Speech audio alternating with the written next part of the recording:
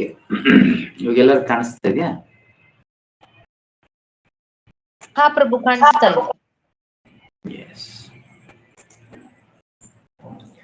So 2ನೇ ಅಧ್ಯಾಯ 16ನೇ ಶ್ಲೋಕ.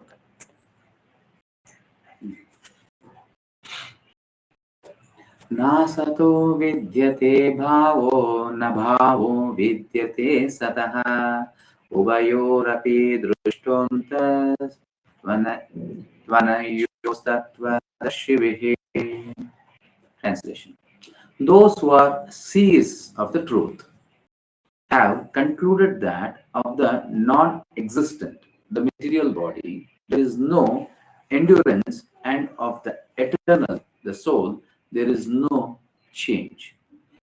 This they have concluded by studying the nature of both. So, ಇಲ್ಲಿ those who are seers of the truth. ಮೊದಲನೇದಾಗಿ ಏನ್ ಮಾಡೋಣ ಅಂದ್ರೆ ಪದದ ಅರ್ಥವನ್ನು ನೋಡಿಕೊಂಡು ಬರೋಣ.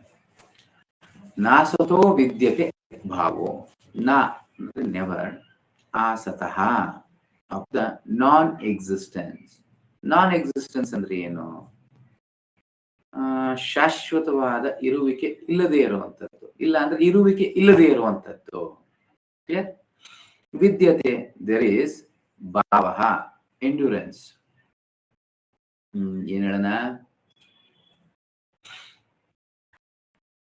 ನಾ ನೆವರ್, ಅಭಾವ, ಚೇಂಜಿಂಗ್ ಕ್ವಾಲಿಟಿ, ಆ ಗುಣಗಳ ಒಂದು ಬದಲಾವಣೆ.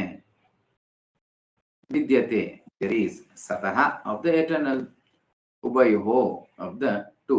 ಈ ಎರಡು, ಒಂದು ನಾನ್ ಎಕ್ಸಿಸ್ಟೆನ್ಸ್, ಇನ್ನೊಂದು ಎಕ್ಸಿಸ್ಟೆನ್ಸ್, ಇರುವಿಕೆ ಮತ್ತೆ ಇರುವಿಕೆ ಇಲ್ಲದೆ ಇರೋದು, ಇಲ್ಲಾಂದ್ರೆ ಶಾಶ್ವತವಾದದ್ದು ಅಶಾಶ್ವತವಾದದ್ದು, ಎರಡರ ಒಂದು ಸ್ವಭಾವವನ್ನು ತಿಳ್ಕೊಂಡಿರೋದು. ಸೀದಂತೆ ಅದನ್ನ ತಿಳ್ಕೊಂಡಿರೋರು, ನೋಡಿರೋರು, ಕಂಡಿರೋರು. ಅಪಿ ವೇರಿಲಿ, ದೃಷ್ಟತಃ, ಅಬ್ಸರ್ವ್ಡ್, ಅಂತಹ, ಕನ್ಕ್ಲೂಷನ್. ಸೊ ಅದು ಎರಡನ್ನೂ ನೋಡಿ ಕನ್ಕ್ಲೂಡ್ ಮಾಡಿದ್ದಾರೆ. ಇವಾಗ ಜೀವನದಲ್ಲಿ ಕೆಲವೊಂದು ಅನುಭವಗಳು, ನಮ್ಮ ಭೌತಿಕ ಆಧ್ಯಾತ್ಮಿಕ ಎರಡನ್ನೂ ನೋಡಿರುವಂತ ವ್ಯಕ್ತಿ ಅವರ ಅನುಭವಗಳನ್ನ ಹಂಚ್ಕೊಂತಾರೆ. ಉದಾಹರಣೆಗೆ ನಾವು ಅಷ್ಟೇ, ಕೃಷ್ಣ ಪ್ರಜ್ಞೆಗೆ ಬಂದ ನಂತರ, ಕೃಷ್ಣ ಪ್ರಜ್ಞೆಗೆ ಬರಕ್ಕೆ ಮುಂಚೆ ಹೆಂಗಿದೆ, ಕೃಷ್ಣ ಪ್ರಜ್ಞೆಗೆ ಬರಕ್ ನಂತರ ಹೆಂಗಿದ್ದೀನಿ, ಎರಡರ ಒಂದು ಅನುಭವ ಅನ್ನೋದಿದೆ. ಯಾರಾದ್ರೂ ಕೇಳಿದಾಗ ಅದರ ಅನುಭವ ಹಂಚ್ಕೊಳ್ಳೋಕೆ ಸಾಧ್ಯ ಆಗುತ್ತೆ. ಅದೇ ರೀತಿ ಇವರು ಸಾಕ್ಷಾತ್ಕಾರಗಳನ್ನ ಹೊಂದಿರುವಂತವ್ರು, ಆದ್ರೆ ಎರಡರ ಒಂದು ವ್ಯತ್ಯಾಸ ಅನ್ನೋದು ಹೇಳ್ತಾರೆ. There is no change. So ಇಲ್ಲಿ ಯಾವುದೇ ಬದಲಾವಣೆ ಅನ್ನೋದು ಇರೋದಿಲ್ಲ. This they have concluded by studying the nature of both. ಎರಡರ ಒಂದು ಸ್ವಭಾವವನ್ನು ತಿಳ್ಕೊಂಡು ನಂತರ ಇದ್ರ ಬಗ್ಗೆ ಹೇಳ್ತಿದ್ದಾರೆ. ಒಂದು ನಿಮಿಷ.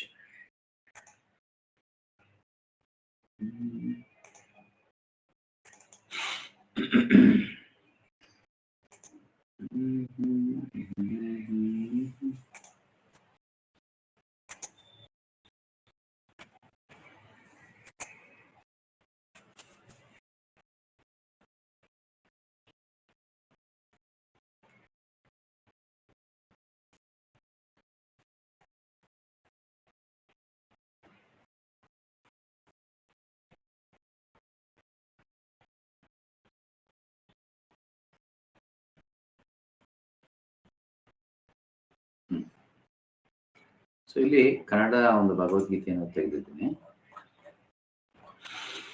ಅಸ್ತಿತ್ವದಲ್ಲಿಲ್ಲದಿರುವುದು ಐಹಿಕ ದೇಹ, ಉಳಿಯುವುದಿಲ್ಲ ಮತ್ತು ನಿರಂತರವಾದದ್ದು ಆತ್ಮ, ಬದಲಾವಣೆ ಹೊಂದುವುದಿಲ್ಲ ಎಂದು ಅಧ್ಯಯನ ಮಾಡಿ ಅವರು ಈ ನಿರ್ಣಯಕ್ಕೆ ಬಂದಿದ್ದಾರೆ. ಸೊ ಈ ಒಂದು ದೈಹಿಕ ದೇಹ ಅನ್ನೋದು ಅಸ್ತಿತ್ವದಲ್ಲಿಲ್ಲದಿರುವುದು. ಅದನ್ನ ಯಾವ ರೀತಿ ಹೇಳೋಣ? ಸೊ ಉದಾಹರಣೆಗೆ ಶಂಕರಾಚಾರ್ಯರು ಯಾವ ರೀತಿ ಹೇಳ್ತಾರೆ? ಬ್ರಹ್ಮ ಸತ್ಯಂ ಜಗತ್ ಮಿಥ್ಯಂ, ಈ ಜಗತ್ತು ಅನ್ನೋದು ಸುಳ್ಳು ಅಂತಾರೆ. ಮತ್ತೊಮ್ಮೆ ನಿಮಗೆ ಯಾವ ರೀತಿ ನಾನು ಇದನ್ನ ಎಕ್ಸ್ಪ್ಲೈನ್ ಮಾಡ್ಬೇಕು ಅಂತ ನೋಡ್ತಿದ್ದೀನಿ. ಯಾವ ದೃಷ್ಟಿಕೋನದಿಂದ ನಾವು ಇದನ್ನ ನೋಡ್ತಿದ್ದೀವಿ ನೋಡಿ.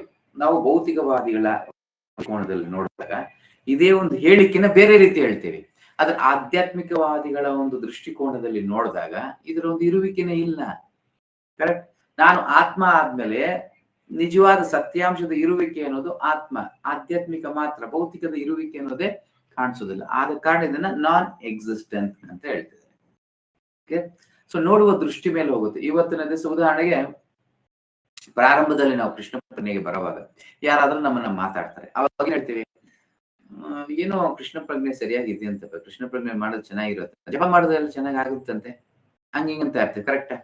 ಆದ್ರೆ ನಾವು ಒಂಚೂರು ಕೃಷ್ಣ ಪ್ರಜ್ಞೆಗೆ ಬಂದು ಅದರ ಅನುಭವ ಅದೇ ಮಾತನಾಡ್ತಾ ಇರ್ತೀವಿ. ಯಾರಾದ್ರೂ ಕೇಳಿದಾಗ ಏನ್ ಹೇಳ್ತೀವಿ, ಜಪ ಮಾಡೋದು ಹಿಂಗೆಲ್ಲ ಆಗುತ್ತಾರೆ. ಕರೆಕ್ಟ್. ಏನು ನಮ್ಮ ಅನುಭವಗಳಿಂದ ಹೇಳೋದು. ಅಂದ್ರೆ ಯಾವ ದೃಷ್ಟಿಕೋನ ಹಾಕಿದ್ದೀನಿ. ಸೊ ಆ ಒಂದು ಮೊದಲನೇ ಶ್ಲೋಕಗಳು ಭೌತಿಕದ ಒಂದು ದೃಷ್ಟಿಕೋನದಿಂದ, ಇದು ಆಧ್ಯಾತ್ಮ ದೃಷ್ಟಿಯಿಂದ ಆದ ಕಾರಣ ನಾನ್ ಎಕ್ಸಿಸ್ಟೆಂಟ್, ಅದರ ಇರುವಿಕೆ ಅನ್ನೋದೇ ಇಲ್ಲ, ಅದರ ಮಹತ್ವ ಅನ್ನೋದೇ ಇಲ್ಲ. ಆ ಮಟ್ಟಕ್ಕೆ ಈ ಒಂದು ಮಾತುಗಳನ್ನ ಹೇಳಲಾಗಿದೆ. There are of the changing body. So ಇದು ಶಾಶ್ವತವಾದುದಲ್ಲ. ಯಾವುದು ಈ ಒಂದು ದೇಹ ಅನ್ನೋದು ಬದಲಾವಣೆ, 6 ಬದಲಾವಣೆಗಳು ಅನ್ನೋದು ಈ ಒಂದು ಭೌತಿಕ ದೇಹಕ್ಕೆ. ಯಾಕೆ ಈ ಒಂದು ಪ್ರಕೃತಿಗೂ ಅದೇ ರೀತಿ ಭೌತಿಕ ಅದೆಲ್ಲ 6 ರೀತಿಯ ಒಂದು ಬದಲಾವಣೆಗಳು ಉಳ್ಳಂತದಾಗಿರುತ್ತೆ. The body is changing every moment by the actions and reactions of the different cells is admitted by modern medical science. ಇದನ್ನ ಈ ಒಂದು ವೈಜ್ಞಾನಿಕವಾಗಿ ಆಧುನಿಕ ವಿಜ್ಞಾನ ಕೂಡ ಇದನ್ನ ರುಜುವಾತ್ ಮಾಡಿದೆ. ಏನು, ಪ್ರತಿ ಕ್ಷಣ ನಮ್ಮ ದೇಹ ಬದಲಾವಣೆ ಆಗ್ತಾ ಇರುತ್ತೆ, ಬೆಳವಣಿಗೆ ಅಲ್ಲ. ಪ್ರತಿ ಕ್ಷಣ ಬದಲಾವಣೆ. ನಮ್ಮ ರಕ್ತ ಕಣಗಳು ದಿನ ದಿನಕ್ಕೂ ಅದು ಒಂದು ಸಾಯ್ತಾ ಇರುತ್ತೆ, ಒಂದು ಹುಟ್ಟುತ್ತಾ ಇರುತ್ತೆ, ಸಾಯ್ತಾ ಇರುತ್ತೆ, ಒಂದು ಹುಟ್ಟುತ್ತಾ ಇರುತ್ತೆ. ಈ ರೀತಿಯಾಗಿ ಬದಲಾವಣೆ ಅನ್ನೋದು ನಿರಂತರವಾಗಿರುತ್ತೆ. And thus growth and old age are taking place in the body. ಕಾರಣ ಬೆಳವಣಿಗೆ ಮತ್ತೆ ಮರಣ ಎರಡೂ ಈ ಒಂದು ದೇಹದಲ್ಲಿ ಆಗ್ತಾ ಇರುತ್ತೆ. ಹುಟ್ಟು ಸಾವು ಎರಡು ದೇಹದಲ್ಲಿ ಒಳಗೆ ನಿರಂತರವಾಗಿ ನಡೀತಾ ಇರುತ್ತೆ. ಆದ ಕಾರಣ ನಾನು ಬೆಳವಣಿಗೆ ಅನ್ನೋದು ನನಗೆ ಕಾಣಿಸ್ತಾ ಇರುತ್ತೆ. ಅದೊಂದೇ ಅಲ್ಲ, ನಮ್ಮ ಚರ್ಮನೂ ಅಷ್ಟೇ. ಸೊ ಯಾವಾಗ್ಲೂ ನೋಡ್ಬೋದು, ಒಂದು ಹೊಸ ಒಂದು ಇದು ಅನ್ನೋದು ಆಗ್ತಾ ಇರುತ್ತೆ. ಯಾಕಂದ್ರೆ ಆ ಏನಿದೆ ಅದು ಅಷ್ಟೇ ಚೇಂಜ್ ಆಗ್ತಾನೇ ಇರುತ್ತೆ.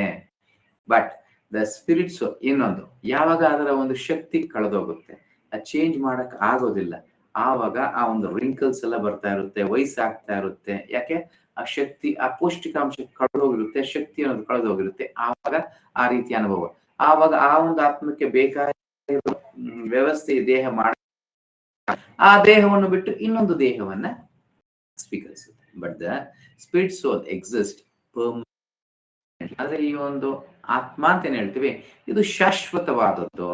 Remaining the same despite all changes of the body and the mind. So ಇಲ್ಲಿ ದೇಹದ ಒಂದು ಬದಲಾವಣೆಗಳು ಎಲ್ಲ ಆಗ್ತಾ ಇದ್ರು ಸಹ ಮಾತ್ರ ಯಾವುದೇ ರೀತಿಯ ಒಂದು ಬದಲಾವಣೆಯನ್ನು ಆಗುವುದಿಲ್ಲ. ಚಿಕ್ಕ ಬಾಲಕನಿಂದ ಮುಪ್ಪಿನವರೆಗೂ ಅದೇ ಆತ್ಮ ಇರುತ್ತೆ. ಮತ್ತೆ ಹಲವಾರು ದೇಹಗಳನ್ನ ಬದಲಾವಣೆ ಮಾಡಿದ್ರು ಅದೇ ಆತ್ಮ ಅನ್ನೋದು ಇರುತ್ತೆ. ಸೊ ಇದನ್ನ ನಾನು ಈ ಸೆಷನ್ ಬಂದಾಗ ಒಂದು ಕಥೆ ಅನ್ನೋದನ್ನ ಹೇಳ್ತೀನಿ. ಯಾವುದು ಪುರಾಣದಲ್ಲಿ, ಇದು ನಾರದ ಮುನಿಗಳ ಒಂದು ಲವ ಮಾತ್ರ ಸಾಧು ಸಂಘದಿಂದ ಏನು ಉಪಯೋಗ ಅಂತ ಪ್ರಶ್ನೆ ಕೇಳಿದಾಗ ಭಗವಂತನ ಹೇಳ್ತಾನೆ, ಒಂದು ಹುಳವನ್ನು ತೋರಿಸ್ತಾನೆ. ಈ ಒಂದು ಭೂಲೋಕದಲ್ಲಿ ಒಂದು ಹುಳ ಇದೆ, ಅದನ್ನ ಹೋಗಿ ಕೇಳುವಂತ. ಆತ ಕೇಳಿದ ತಕ್ಷಣನೇ ಒಂದು ಹದ್ದು ಬಂದು ತಿಂದು ಅದು ಮರಣವನ್ನು ಹೊಂದುತ್ತೆ. ನಂತರ ಮತ್ತೊಮ್ಮೆ ಹೋಗಿ ಕೇಳಿದಾಗ ಒಂದು ಕರುವನ್ನು ಕೇಳುವಂತಾರೆ. ಆ ಕರು ಇನ್ನು ತಾಯಿಯ ಗರ್ಭದಿಂದ ಆಚೆನೆ ಬಂದಿರಲ್ಲ, ಹೋಗಿ ಕೇಳ್ತಾನೆ, ಅದ್ ಮೇಲಿಂದ ಕೆಳಗೆ ಬಿದ್ದು ಅದು ತಲೆ ಹೊಡೆಸತ್ತ ಹೋಗುತ್ತೆ. ನಂತರ ಮತ್ತೊಮ್ಮೆ ಭಗವಂತನ ಕೇಳಿದಾಗ ರಾಜನ ಮಗನನ್ನು ಕೇಳು. ಸೊ ಆ ಕೊನೆಗೆ ಆ ಮಗು ಮಾತಾಡ್ತೀನಿ, ಲವ ಮಾತ ಇದ್ದಾನೆ ಅಂತ ಸಾಂಗತ್ಯದಿಂದ ನನ್ನ ಒಂದು ಜೀವ ಏನಾಯ್ತು, ಹುಳವಾಗಿದ್ದೆ ನಾನು. ನಿಮ್ಮ ಸಾಂಗತ್ಯ ಸಿಕ್ಕಿದ ತಕ್ಷಣ ನಾನು ಒಂದು ಶ್ರೇಷ್ಠವಾದ ಒಂದು ಗೋವಿನ ಒಂದು ದೇಹವನ್ನ ಪಡ್ಕೊಂಡೆ. ಮತ್ತೊಮ್ಮೆ ನಿಮ್ಮ ಸಾಂಗತ್ಯ ಸಿಕ್ತು, ಇವಾಗ ಈ ಒಂದು 84 ಲಕ್ಷ ಶ್ರೇಷ್ಠವಾದ ಒಂದು ಮನುಷ್ಯ ಜನ್ಮದ ಒಂದು ಅವಕಾಶವನ್ನು ಸಿಕ್ಕಿದೆ. ಅಂದ್ರೆ ಒಂದೇ ಆತ್ಮ ಬದಲಾವಣೆ ಅನ್ನೋದು ಆಗ್ತಾ ಇದೆ. ದೇಹದ ಬದಲಾವಣೆ ಆಗ್ತದೆ, ಆತ್ಮ ಮಾತ್ರ ಒಂದೇ ಆಗಿದೆ. ಹುಳದಲ್ಲೂ ಒಂದೇ ಆತ್ಮ, ಅದೇ ಕರುವಲ್ಲೂ ಬಂತು, ಅದೇ ಒಂದು ರಾಜನ ಮಗನಾಗಿನೂ ಬಂದಿದೆ. Yes, that is difference between matter and spirit. ಇದೇ ವ್ಯತ್ಯಾಸ, ಈ ಒಂದು ಆತ್ಮ ಮತ್ತೆ ದೇಹದ ಒಂದು ವ್ಯತ್ಯಾಸವಾಗಿದೆ. ಒಂದು ನಿಮಿಷ. ಹರೇ ಕೃಷ್ಣ. ಕಳ್ಸಿ ತೊಂದ್ರೆ. ಇವತ್ತಂದ್ರೆ ಎಷ್ಟೊತ್ತಿಗೆ ಹೋಗುತ್ತೆ?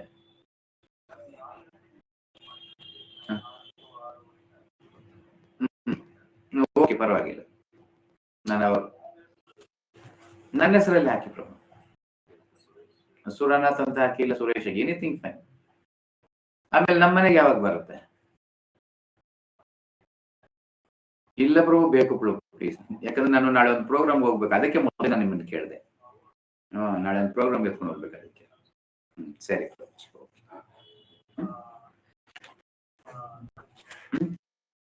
ಸರಿ. By nature, the body is ever changing. So, the body is ever changing. ಈ ದೇಹ ಅನ್ನೋದು ಯಾವಾಗಲೂ ನಿರಂತರವಾಗಿ ಬದಲಾವಣೆಗಳು ಅನ್ನೋದು ಆಗ್ತಾನೆ ಇರುತ್ತೆ.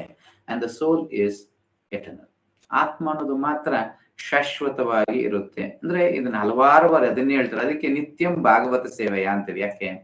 ಸಾಕ್ಷಾತ್ಕಾರ ಆಗೋದಕ್ಕೆ ಪದೇ ಪದೇ ಪದೇ ಪದೇ ಅದನ್ನೇ ಸ್ಮರಣೆ ಮಾಡ್ತಾ ಮಾಡ್ತಾ ಮಾಡ್ತಾ ಮಾಡ್ತಾ ಅದು ನಮ್ಮ ಸ್ವಭಾವವಾಗಿ, ನಮ್ಮ ಗುಣವಾಗಿ ಮಾರ್ಪಡುತ್ತೆ.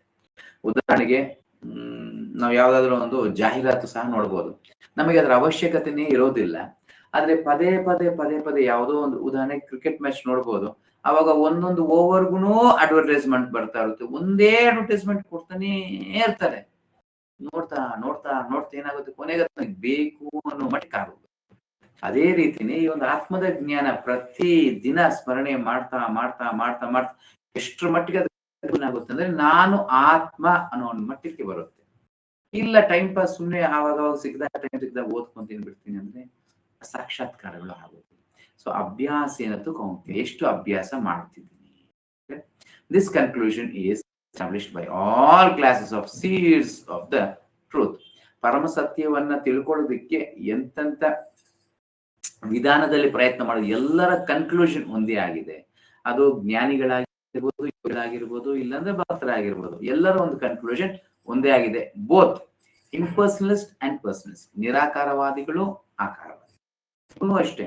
ಭಗವಂತನ ನಿರಾಕಾರ ಅಂತ ಹೇಳೋರು ಸರಿನೇ, ಇಲ್ಲ ಭಗವಂತನಿಗೆ ರೂಪ ಇದೆ ಅಂತ ಹೇಳೋರು ಸರಿನೇ. ಇಬ್ರು ಈ ಒಂದು ಇದನ್ನ ಮಾತ್ರ ಇಬ್ರು ಒಂದೇ ಒಂದು ಇದರಲ್ಲಿ ಸ್ವೀಕರಿಸ್ತಾರೆ. ಅಂದ್ರೆ ಏನು? ದೇಹ ಅದು ಅಶಾಶ್ವತವಾದದ್ದು, ಆತ್ಮ ಅನ್ನೋದು ಶಾಶ್ವತವಾದದ್ದು. In the Vishnu Purana, it is stated that Vishnu and his abodes all have self-illuminated spiritual existence. ಇದು ವಿಷ್ಣು ಪುರಾಣದಲ್ಲಿ ಹೇಳಲಾಗಿದೆ. ಏನೆಲ್ಲ ಆಧ್ಯಾತ್ಮಿಕ ಅದೆಲ್ಲವೂ ಶಾಶ್ವತವಾದದ್ದು. ಅದರಲ್ಲೂ ವೈಕುಂಠ ಲೋಕಗಳು ಸೆಲ್ಫ್ ಇಲ್ಯುಮಿನೇಟೆಡ್ ಸ್ವಯಂ ಪ್ರಕಾಶಿತವಾಗಿರುವಂತದ್ದು ಆಧ್ಯಾತ್ಮಿಕ ಲೋಕ. ನಾನು ಆಧ್ಯಾತ್ಮಿಕ ವಸ್ತು, ಆದ ಕಾರಣ ನಾನು ಸ್ವಯಂ ಪ್ರಕಾಶಿತನು, ಆತ್ಮನು ಅಷ್ಟೇ. ಮತ್ತೆ ಹರೇ ಕೃಷ್ಣ ಪ್ರಭು.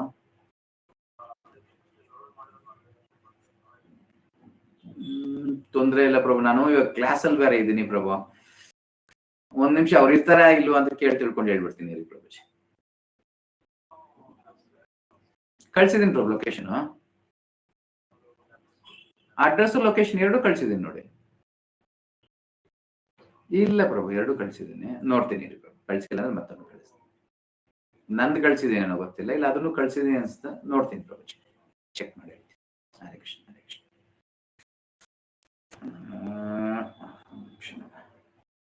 ಸಾರಿ, ಸರಿಯಾಗಿ ಕ್ಲಾಸ್ ಟೈಮ್ಗೆ ಇಂಥ ಒಂದು ಕಾಲ್ ಬರುತ್ತೆ.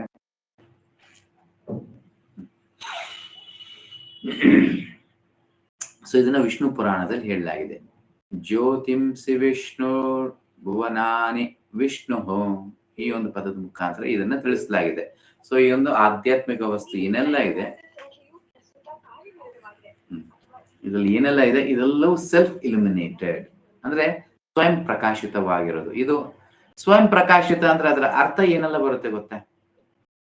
ಸೊ ಬೇರೆ ಒಂದು ವಸ್ತುವಿನ ಮೇಲೆ ಅವಲಂಬಿತ ಆಗದೆ ಇರುವಂತದ್ದು. ಸೊ ಇವಾಗ ಭೌತಿಕದಲ್ಲಿ ಬೇರೆದ್ರ ಮೇಲೆ ಅವಲಂಬಿತರಾಗಿರ್ತೀವಿ. ಉದಾಹರಣೆಗೆ ನಾವು ದೃಷ್ಟಿ ನೋಡ್ಬೇಕು ಅಂದ್ರೂ ಸರಿ, ಕಿವಿ ಕೇಳ್ಬೇಕು ಅಂದ್ರೂ ಸರಿ, ಪ್ರತಿಯೊಂದಕ್ಕೂ ಬೇರೆದ್ರ ಮೇಲೆ ಅವಲಂಬಿತರಾಗಿರ್ತೀವಿ. ಆದ್ರೆ ಇದರಲ್ಲಿ ಯಾವುದೇ ಒಂದು ಅವಲಂಬಿತ ಅನ್ನೋದು ಆಗಿರಲ್ಲ. The words existent and non-existent refer only to spirit and matter. ಈ ರೀತಿ ಎಕ್ಸಿಸ್ಟೆಂಟ್ ಅಂಡ್ ನಾನ್ ಎಕ್ಸಿಸ್ಟೆಂಟ್, ಇರುವಿಕೆ ಇಲ್ಲದೆ ಇರೋದು, ಇದು ಎರಡು ಬಂದ್ಬಿಟ್ಟು ಯಾವ್ದಕ್ಕೆ ಹೇಳುತ್ತೆ ಅಂದ್ರೆ ಆತ್ಮ ಮತ್ತೆ ಈ ಒಂದು ಏನ್ ಹೇಳೋದು ಜಡವಸ್ತು ದೇಹದಕ್ಕೆ ಹೇಳುತ್ತೆ. ಅಂದ್ರೆ ಭಾಷೆ ಇಲ್ಲ ಪದಗಳ ಬದಲಾವಣೆ ಆಗಿರುತ್ತೆ, ಬಟ್ ಆ ಒಂದು ಅರ್ಥ ಮಾಡ್ತಾರೆ ಅದು ಒಂದೇ ಕೊಡ್ತಾ ಇರುತ್ತೆ. That is the version of all seers of truth. So ಸತ್ಯವನ್ನು ಅರಿಯೋದಕ್ಕೆ ಪ್ರಯತ್ನ ಮಾಡೋ ಎಲ್ಲರ ಒಂದು ವರ್ಷನ್, ಹೇಳುವ ಮಾತು ಇಲ್ಲ ಅರ್ಥ ಒಂದೇ ಆಗಿದೆ. This is the beginning of the instruction by the Lord to the living entities who are bewildered by influence of ignorance. ಅಜ್ಞಾನದಿಂದ ಏನ್ ಹೇಳಿದೆ, ಪ್ರಭಾವಿತ ಆಗಿರುವಂತ ಬದ್ಧಾತ್ಮಗಳಿಗೆ ಮೊದಲನೇ ಒಂದು ಕೃಷ್ಣ ಕೊಡ್ತಾ ಇರುವಂತ ಒಂದು ಸೂಚನೆ ಈ ಒಂದು ಅಂಶವಾಗಿದೆ. ಏನದು? ಆತ್ಮಜ್ಞಾನ.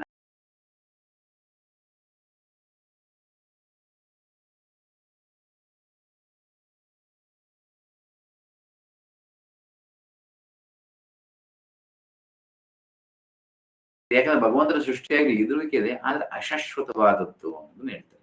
ಎಸ್, ಯಾಕಂದ್ರೆ ನಮ್ಮ ಕಣ್ಣಿಗೆ ಕಾಣಿಸ್ತಾ ಇದೆ ಒಂದು ವಸ್ತು ಇದೆ ಅನ್ನೋದು ಸುಳ್ಳು ಅಂತ ಹೇಳಕ್ಕಾಗಲ್ಲ, ಬಟ್ ಅದು ಅಶಾಶ್ವತವಾದದ್ದು. ಆದ ಕಾರಣ ಆಧ್ಯಾತ್ಮಿಕ ದೃಷ್ಟಿಯಲ್ಲಿ ಅದರ ಇರುವಿಕೆ ಇಲ್ಲ ಅಂತ ಹೇಳಲಾಗುತ್ತೆ. So removal of ignorance involves the re-establishment of the eternal relationship between the worshipper and the worshipable, and the consequent understanding of the difference between the part and parcel living entities and the supreme personality of Godhead. ಅತಿ ಮುಖ್ಯವಾದದ್ದು ಇದು. So ಜ್ಞಾನ ಅಂದ್ರೆ ಏನು? ಹಲವಾರು ಬಾರಿ ನಾವು ಚರ್ಚೆ ಮಾಡ್ತೀವಿ. ಜ್ಞಾನ ಅಂದ್ರೆ ಏನು? ಯಾರಾದ್ರೂ ಹೇಳ್ತಾರೆ?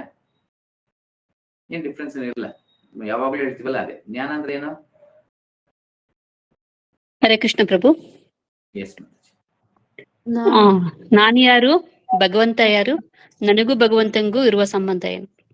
ಎಸ್, ಅಷ್ಟೇ. Very simple. ಇವಾಗ ಇಲ್ಲಿ ಅದನ್ನೇ ಹೇಳ್ತಿದ್ರೆ ಬೇರೆ ಒಂದು ಕಲರಿಂಗ್ ಇಲ್ಲ ಕೋಡಿಂಗ್ ಬೇರೆ ಇದರಲ್ಲಿ ಹೇಳ್ತಿದ್ದಾರೆ. ರಿಮೂವಲ್ ಆಫ್ ignorance ಇನ್ವಾಲ್ವ್ಸ್, ನಮ್ಮ ಅಜ್ಞಾನವನ್ನ ನಾವು ಕಳ್ಕೊಂಡಿದ್ದೀವಿ, ಇಲ್ಲಾಂದ್ರೆ ಅಜ್ಞಾನ ನಮ್ಮನ್ನ ಬಿಟ್ಟು ಹೋಗುತ್ತೆ ಯಾವಾಗ?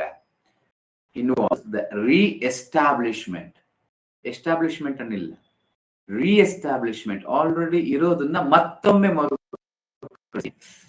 ಸೊ ಇಲ್ಲಿ ಯಾವುದು ಹೊಸದು? ಅದಕ್ಕೆ ಹಲವಾರು ಬಾರಿ ಶ್ರೀಲ ಪ್ರಭುಪಾದ ಹೇಳಿ ಕೃಷ್ಣ ಪ್ರಜ್ಞೆ ಅನ್ನೋದು ನಮ್ಮ ಜೀವನದಲ್ಲಿ ಅಲ್ಲ, ಆಲ್ರೆಡಿ ಇರೋದನ್ನ, ಆಲ್ರೆಡಿ ಮರ್ತೋಗಿರೋದನ್ನ. ಯಾವ ರೀತಿ ಹನುಮಂತನಿಗೆ ಮರ್ತೋಗಿರೋ ಶಕ್ತಿನ ಜ್ಞಾಪಿಸ್ತಾ ಇತ್ತು, ಅನಂತರ ಅದ್ರ ಶಕ್ತಿ ಬರ್ಲಿಲ್ಲ, ಆಲ್ರೆಡಿ ಶಕ್ತಿ ಇದೆ, ಮರ್ತೋಗಿತ್ತು. ಅದೇ ರೀತಿ ನಾವು ಮರ್ತೋಗಿರೋದನ್ನೇ ಜ್ಞಾಪಿಸುವಂಥದ್ದು reestablishment of the eternal relationship.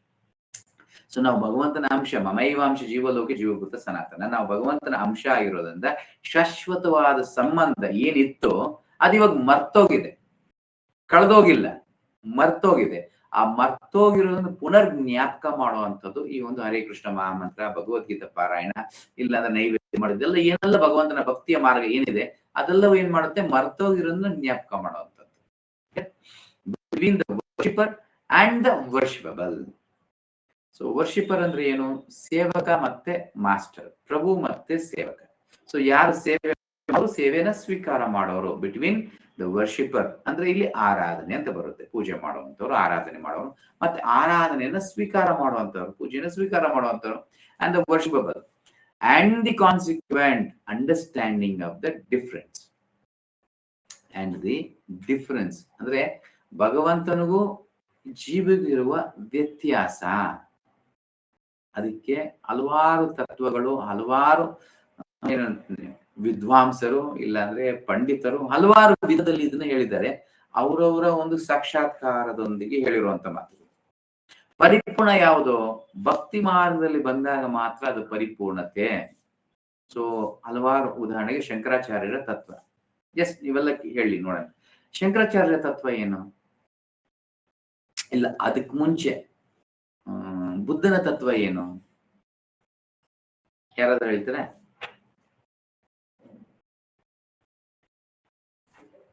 ಬುದ್ಧನ ತತ್ವ ಏನು?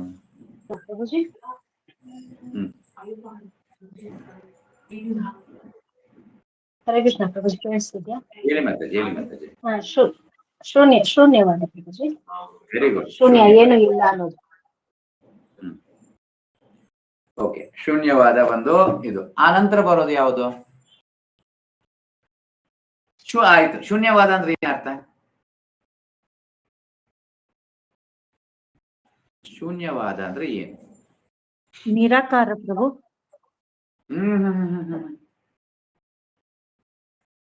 ಶೂನ್ಯವಾದ ಯಾವುದು ಇಲ್ಲ ಅಂತ ಪ್ರಭುಜಿ. ಯಾವುದು ಇಲ್ಲ, ಮತ್ತೇನಿದೆ? ಅಂದ್ರೆ ಅದೇ ಮನುಷ್ಯ ಸತ್ತಿದ್ಮೇಲೆ ಅಷ್ಟೇ, ಏನಿಲ್ಲ, ಅಲ್ಲಿಗೆ ಮುಗಿಯುತ್ತೆ ಅಂತ. ಸೊ ಅಹಿಂಸ ಮಾತ್ರ ನಾವು ನಮ್ಮ ಇದ್ರಲ್ಲಿ ತೊಡಗಿಸ್ಬೇಕು. ಏನು ಇಲ್ಲ, ಬೇರೆ ಏನು ಇಲ್ಲ ಅನ್ನೋವಂಥದ್ದು ಅಷ್ಟೇ ಶೂನ್ಯವಾದ. ಆ ನಂತರ ಇನ್ನೊಂದು ಲೆವೆಲ್ ಬರುವಂಥದ್ದು ಯಾವುದದು?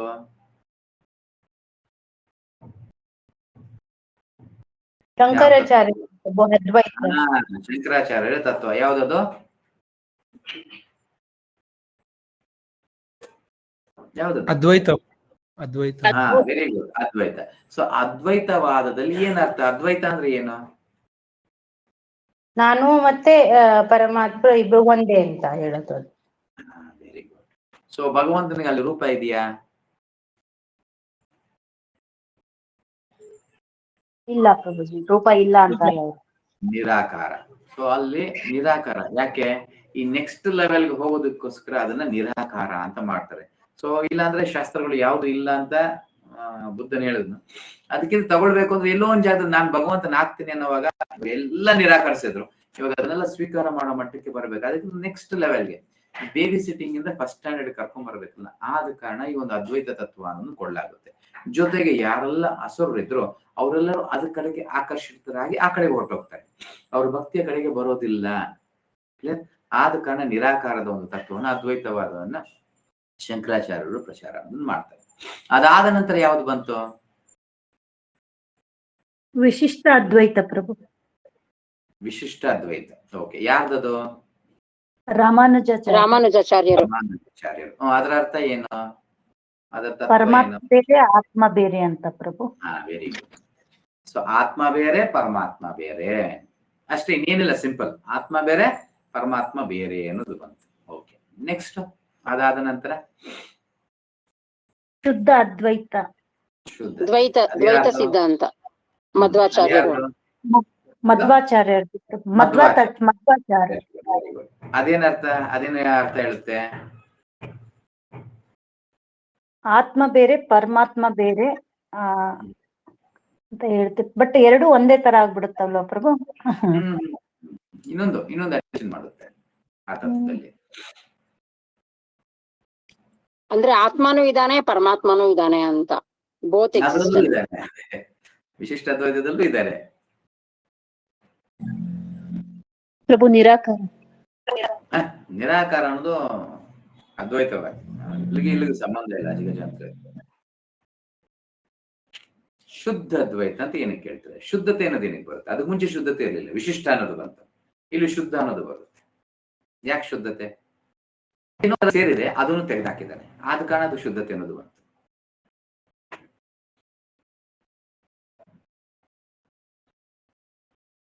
ದೇಹನ ಪ್ರಭು, ಆತ್ಮ ಬೇರೆ ಪರಮಾತ್ಮ ಬೇರೆ, ದೇಹ ಬೇರೆ. ದೇಹ ಕರೆಕ್ಟ್, ಬಟ್ ದೇಹ ಅಂತ ಹೇಳೋದಿಲ್ಲ.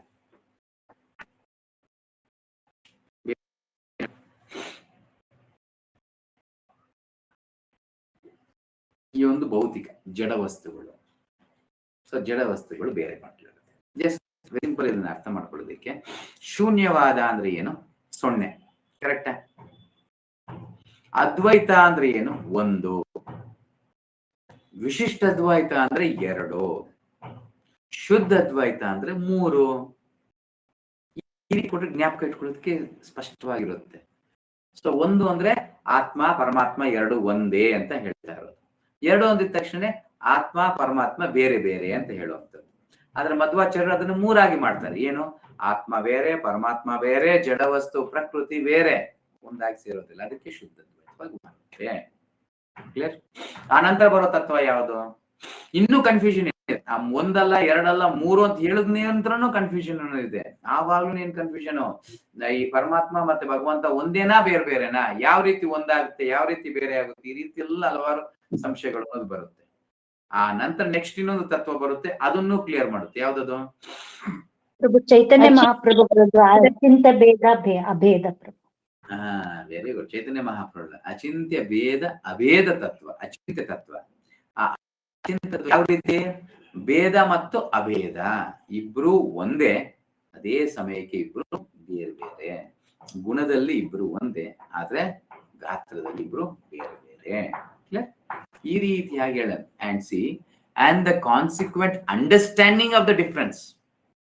ಸ್ಪಷ್ಟವಾಗಿ ಹೆಂಗ್ ಅರ್ಥ ಮಾಡ್ಕೊಂತೀವಿ, ಅದರ ವ್ಯತ್ಯಾಸವನ್ನ ಅರ್ಥ ಮಾಡ್ಕೊಳ್ಳೋ ವಿಧಾನದಲ್ಲಿ ಹೋಗುತ್ತೆ. ನನ್ನ ಒಂದು ಪೊಸಿಷನ್, ನಾನು ಎಲ್ಲಿದ್ದೀನಿ. ವದಂತಿ ತತ್ವವಿದ ಜ್ಞಾನಮದ್ವೇ ಬ್ರಹ್ಮೇತಿ ಪರಮಾತ್ಮೇತಿ ಭಗವಾನಿತಿ ಶಬ್ಯತೆ. ಸೊ ನನ್ನ ಜ್ಞಾನ, ಎಲ್ಲರ ಜ್ಞಾನ ಇದೆ, ಒಬ್ಬೊಬ್ಬರದ್ದು ಒಂದೊಂದು ಹಂತದಲ್ಲಿ ಇರುತ್ತೆ. ಈ ಭಕ್ತಿ ಮಾಡ್ತಾ ಮಾಡ್ತಾ ಬರ್ತಾ ಈ ಸಂಬಂಧ ಏನಾಗುತ್ತೆ, ಬದಲಾವಣೆ ಆಗ್ತಾ ಇರುತ್ತೆ. ಸಂಬಂಧ ಬದಲಾವಣೆ ಆಗಲ್ಲ, ಅದರ ಅರ್ಥಗಳು ಬೇರೆ ಆಗ್ತಾ ಇರುತ್ತೆ. Understanding of the difference between the part and parcel it is ಅಂಶ, ಪಾರ್ಟ್ ಅಂಡ್ ಪಾರ್ಸಲ್ ಅಂಶ and the supreme personality god it, the whole that is ಭಗವಂತ, ಆ ಹೋಲ್ನ ಅಂಶ. ಸೂರ್ಯನ ಅಂಶ ಕಿರಣಗಳು, ಕೇಳಿಸ್ತಾನೆ ಪ್ರಭು. ಹರೇ ಕೃಷ್ಣ ಪ್ರಭು. ಅದರ ಒಂದು ಹನಿ ನೀರು ಅದರ ಅಂಶವಾಗಿರುವಂಥದ್ದು. Part and living entity and the supreme personality god. ಅರ್ಥ ಆಯ್ತಾ? ಎಸ್. ಸೊ ಇದೆಲ್ಲ ಒಂಚೂರು ಏನ್ ಹೇಳ್ತೀವಿ, ಫಿಲಾಸಫಿಕಲ್ ತತ್ವ ಇದೆ. One can understand the nature of the supreme by study of one self. ಇವಾಗ ನಾನು ಭಗವಂತನ ಅರ್ಥ ಮಾಡ್ಕೊಳ್ಬೇಕು ಅಂದ್ರೆ ಯಾವಾಗ ಸಾಧ್ಯ? ನನ್ನನ್ನ ನಾನು ಅರ್ಥಕೊಳ್ಳೋದಕ್ಕೆ ಸಾಧ್ಯ. ನನ್ನನ್ನು ಮೊದಲು ನಾನು ಅರ್ಥ ಮಾಡ್ಕೊಳ್ಳೋಕೆ ಪ್ರಯತ್ನ ಮಾಡಿದಾಗ ಭಗವಂತನ ಅರ್ಥ ಮಾಡ್ಕೊಳಕಾಗುತ್ತೆ. ನಾನು ಯಾವಾಗ ಭಗವಂತನ ಅರ್ಥ ಮಾಡ್ಕೊಳ್ಬೇಕು ಅನ್ಕೊಂತೀನಿ, ಆವಾಗ ನನ್ನನ್ನು ನಾನು ವಾಯ್ಸ್ ಕೇಳಿಸ್ತಾ ಇಲ್ಲ. The difference between oneself and the supreme being understood as the relationship between the part and the whole. ಮೊದಲು ನಾನು ಆತ್ಮ ಅನ್ನೋದು ಗ್ರಹಿಸ್ಬೇಕು, ಅಲ್ಲಿಂದನೇ ಪ್ರಾರಂಭ. 2ನೇ ಅಧ್ಯಾಯ, ದೇಹಿನೋಸ್ಮಿನ್ ಯಥಾ ದೇಹಿ ಕೌಮಾರಂ ಯೌವನಂ ಜರ ತಥಾ ದೇಹಾಂತರ ಪ್ರಾಪ್ತಿ ಧೀರಸ್ತನ ಮುಖ್ಯ, ಅಲ್ಲಿ ಪ್ರಾರಂಭ ಆಗುತ್ತೆ. ಆ ಪ್ರಾರಂಭದಿಂದ ನಾನು ಆತ್ಮ ಆದ್ಮೇಲೆ ನಾನು ಒಂದು ಭಗವಂತನ ಒಂದು ಅಂಶ, ಆ ಒಂದು ಭಗವಂತನ ಅರ್ಥ ಮಾಡ್ಕೊಳ್ಳೋಕೆ ಪ್ರಯತ್ನ ಮಾಡಿದಾಗ ಆ ಒಂದು ಗುಣಗಳು ಅನ್ನೋದು ನಮಗೆ ಪ್ರಕಟವಾಗಲು ಪ್ರಾರಂಭ ಅನ್ನೋದು ಆಗುತ್ತೆ. ಈ ರೀತಿಯಾಗಿ ಕಲ್ತ್ಕೊಂಡು ಮೊದಲು ನನ್ನನ್ನು ನಾನು ನೋಡ್ಕೊಳ್ಳೋಕೆ, ಉದಾಹರಣೆಗೆ ಒಂದು ಕನ್ನಡಿಯಲ್ಲಿ ನನ್ನನ್ನು ನಾನು ನೋಡ್ಕೊಳ್ಳೋದಕ್ಕೆ ಪ್ರಯತ್ನ ಮಾಡ್ಬೇಕು. ನನ್ನನ್ನು ನೋಡ್ಕೊಳ್ಳೋಕೆ ಪ್ರಯತ್ನ ಮಾಡಿದಾಗ ಆವಾಗ ಗೊತ್ತಾಗುತ್ತೆ ನನಗೆ, ನನ್ನನ್ನು ನಾನು ನೋಡೋದಕ್ಕೆ ನನಗೆ ಬೆಳಕಿನ ಒಂದು ಅವಶ್ಯಕತೆ ಇದೆ, ಯಾವುದು ಲೈಟ್ ಆಗಿದೆ. ಆವಾಗ ಆ ಕನ್ನಡಿಯಲ್ಲಿ ನನ್ನನ್ನು ನಾನು ನೋಡ್ಕೊಳ್ಳೋಕೆ ಅಜ್ಞಾನದಲ್ಲಿ ಆಗೋದಿಲ್ಲ. ಈ ರೀತಿಯಾಗಿ ನಾನು ಎಷ್ಟು ಮಟ್ಟಿಗೆ ಅಷ್ಟರ ಬಗ್ಗೆ ನನ್ನನ್ನು ನಾನು ನೋಡ್ಕೊಳಕ್ಕಾಗುತ್ತೆ, ಎಷ್ಟು ನನ್ನನ್ನು ನಾನು ನೋಡ್ಕೊಳ್ಬೇಕು ಅಂತ ಪ್ರಯತ್ನ ಮಾಡ್ತೀನಿ, ಅಷ್ಟು ಹೆಚ್ಚಿಗೆ ಭಗವಂತನ ನನ್ನ ಜೀವನದಲ್ಲಿ ನಾನು ಸ್ವೀಕರಿಸ್ತೀನಿ. ಕನ್ನಡಿಗೆ ಲೈಟ್ ಆಗ್ತೀನಿ, ಅವಾಗ ಏನಾಗುತ್ತೆ, ಸ್ಪಷ್ಟವಾಗಿ ಕಾಣಿಸೋದಿಲ್ಲ. ಅಷ್ಟೇ, ನಾನು ಇನ್ನೂ ಚೆನ್ನಾಗಿ ನನ್ನನ್ನು ಕಾಣಿಸ್ಕೊಳ್ಬೇಕು ಅಂದ್ರೆ ಲೈಟ್ ಇನ್ನೂ ಹೆಚ್ಚಿಗೆ ಬೆಳೆಸ್ತೇನೆ. ಕರೆಕ್ಟ್? ಅದೇ ನಮ್ಮ ಕೃಷ್ಣ ಹೆಚ್ಚಿನ ಅಷ್ಟೇ ನಾನು ತರಬೇಕು ಸಾಧ್ಯ. So the Supreme Being understood as the relationship between the part and the whole. In the Vedanta Sutra as well as in the Srimad Bhagavatam, the Supreme has been accepted as the origin of all emanation. Vedanta Sutra. ಈ ವೇದಾಂತ ಸೂತ್ರ ಮತ್ತೆ ಶ್ರೀಮದ್ ಭಾಗವತದಲ್ಲಿ ಎರಡರಲ್ಲೂ ಈ ಒಂದು ಅಂಶವನ್ನು ಸ್ವೀಕಾರ ಮಾಡಲಾಗಿದೆ. ಏನದು? ಎಲ್ಲದರ ಮೂಲ, ಇಲ್ಲ ಎಲ್ಲದರ ವಿಸ್ತರಣೆ, ಎಲ್ಲದರ ಒಂದು ಅಂಶ ಅದು ಭಗವಂತನು. The origin of all ಎಮಿನೇಷನ್ Shriman Narayana, ಇಲ್ಲ ಕೃಷ್ಣ, ಇಲ್ಲ ವಿಷ್ಣು, ಯಾವ ರೀತಿ ಬೇಕಂತ ಎಲ್ಲ ವೇದಾಂತ ಸೂತ್ರಗಳು ಅದೇ ಹೇಳುತ್ತೆ. ವೇದಾಂತ ಸೂತ್ರ ಅಂದ್ರೆ ಏನು? ಯಾರಾದ್ರೂ ಹೇಳ್ತಾರೆ ವೇದಾಂತ ಸೂತ್ರ ಅಂದ್ರೆ ಏನು? ಹರೇ ಕೃಷ್ಣ ಪ್ರಭು. ವೇದ ಅಂದ್ರೆ ಜ್ಞಾನ ಪ್ರಭು, ಅಂತ ಅಂದ್ರೆ ವೇದ, ಅದಕ್ಕಿಂತ ಏನು?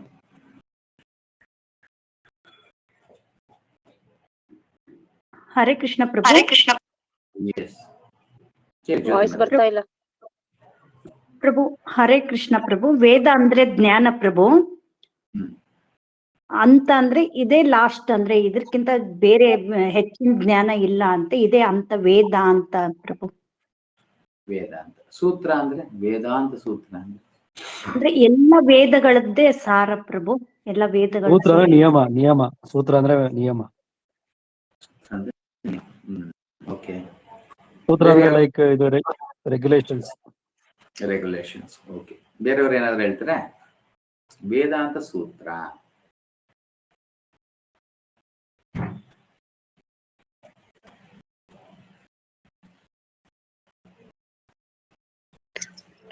ಹರೇ ಕೃಷ್ಣ ಪ್ರಭು. ಹೇಳಿ. ವೇದಾಂತ ಸೂತ್ರಗಳ ಸಂಕ್ಷಿಪ್ತವಾದ ವಿಷಯ ಅಂತ. ಯಾವ್ದು ಸಂಕ್ಷಿಪ್ತವಾದದ್ದು?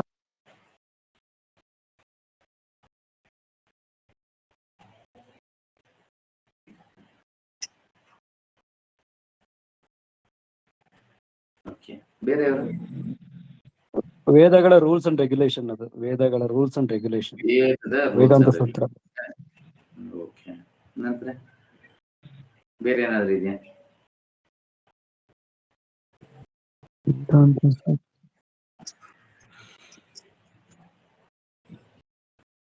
ಓಕೆ, ವೇದಾಂತ. ಸೊ ಭಗವಂತನ ಕೊಟ್ಟಂತಹ ಒಂದು ವೇದಗಳು, ಅದು ಭಗವಂತನ ಒಂದು ಸಂದೇಶ. Very simple. ಓಕೆ, ಸೊ ವೇದಗಳು ಎಲ್ಲಿಂದ ಬರುತ್ತೆ? ಶ್ರೀಕೃಷ್ಣನಿಂದ ಬಂದಂಥದ್ದು ವೇದಗಳು. ಅಂದ್ರೆ ವೇದಗಳು ಅಂದ್ರೆ ಇಡೀ ಒಂದು ಬ್ರಹ್ಮಾಂಡಕ್ಕೆ ಬೇಕಾಗಿರುವ ಜ್ಞಾನ. ಸೊ ಇದನ್ನ ಮಿಗಿಲಾಗಿ ಇನ್ನೇನೂ ಇಲ್ಲ, ಅಷ್ಟೇ, ಸಂಪೂರ್ಣವಾದದ್ದು.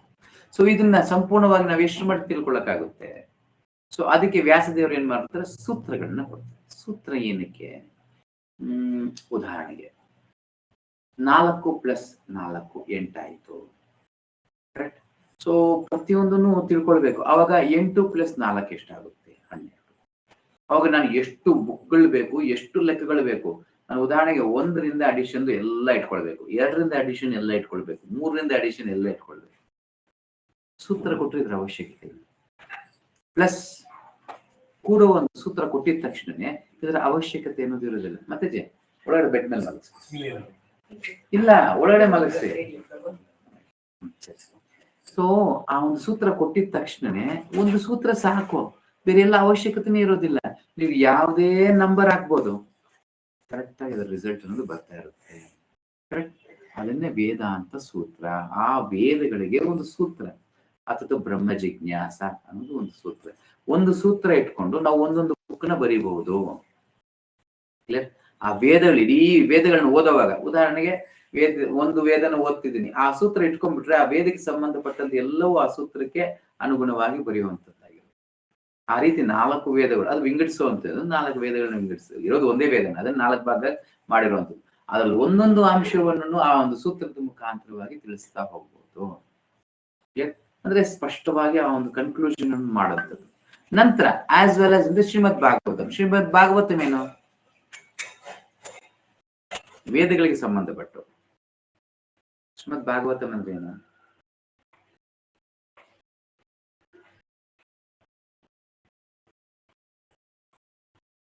ಕಮಲ ಪುರಾಣ.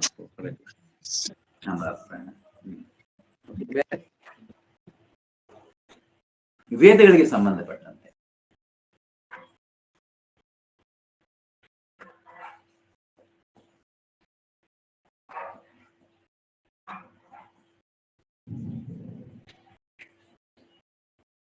ಯಾರು ಗೊತ್ತಿಲ್ವಾ?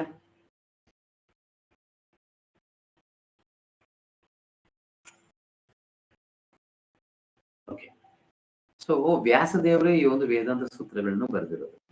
ಶ್ರೀಮದ್ ಭಾಗವತ ಬರೆದಿರೋನು ವ್ಯಾಸದೇವರು. ಸೊ ಈ ಒಂದು ವೇದಾಂತ ಸೂತ್ರದ ಕಾಮೆಂಟ್ರಿ, ವಿಶ್ಲೇಷಣೆ, ವಿವರಣೆ ಈ ಒಂದು ಶ್ರೀಮದ್ ಭಾಗವತ. ಅದನ್ನ ಬ್ರಹ್ಮಸೂತ್ರ ಅಂತ ಹೇಳ್ತೀವಿ, ವೇದಾಂತ ಸೂತ್ರ. ಅದರ ಒಂದು ವಿಶ್ಲೇಷಣೆ, ಅದರ ಕಾಮೆಂಟ್ರಿ ಬಂದು ಶ್ರೀಮದ್ ಭಾಗವತಂ ವ್ಯಾಸದೇವರು ಬರೆದಿರುವಂಥದ್ದು.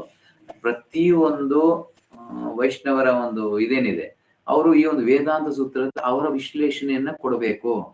ಸೊ ಉದಾಹರಣೆಗೆ ಶಂಕರಾಚಾರ್ಯರು ಅಷ್ಟೇ ವೇದಾಂತ ಸೂತ್ರಗಳ ಒಂದು ಇದನ್ನ ಕೊಡ್ತಾರೆ. ಅದ್ರ ಹೆಸರೇನು? ಯಾರಿಗಾದ್ರೂ ಗೊತ್ತಾ? ಹರೇ ಕೃಷ್ಣ ಪ್ರಭು, ಬ್ರಹ್ಮಸೂತ್ರ ಅಂತ ಹೇಳಿ. ಇಲ್ಲಪ್ಪ, ವ್ಯಾಸದೇವರು ಪ್ರಭು ಕೊಟ್ಟಿದ್ರು.